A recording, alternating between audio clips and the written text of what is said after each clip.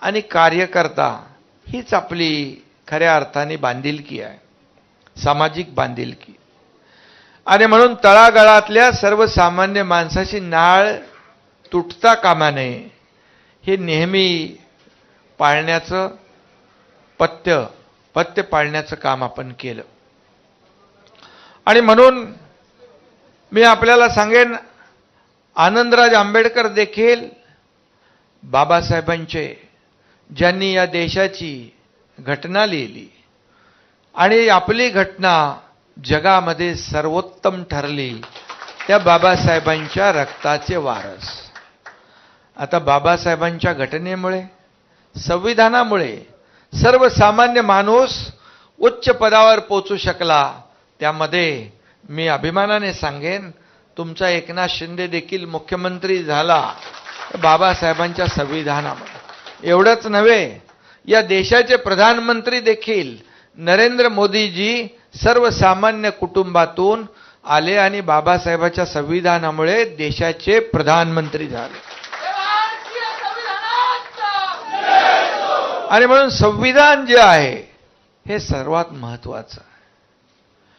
न्यायपालिका, कार्यपालिका, सगळ्या संस्था यापेक्षा सर्वोच्च संविधान आहे.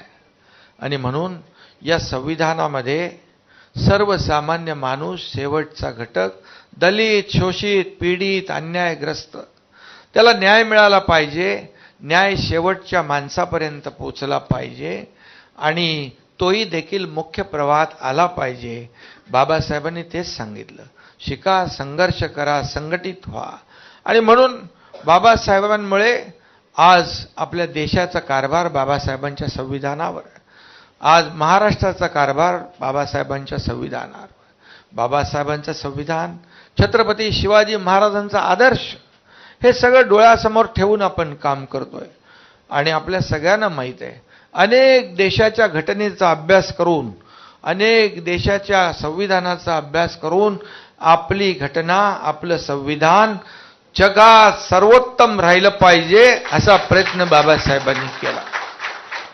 आणि त्याच महामानव, विश्वरत्न डॉक्टर बाबासाहेब आंबेडकरांच्या रक्ताचा वारसा आज आनंदराज आंबेडकर हे देखील माझ्यासारखे सर्वसामान्य कार्यकर्ता म्हणून काम करत आहेत.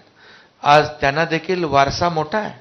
बाबासाहेब देखील शून्यातून विश्व त्यांनी निर्माण केलं. परदेशात लंडनमध्ये जाऊन शिक्षण घेणारे ते पहिले भारतीय होते, याचा देखील आपल्या सगळ्यांना अभिमान. आणि म्हणून या सर्व ज्या काही बाबी आहेत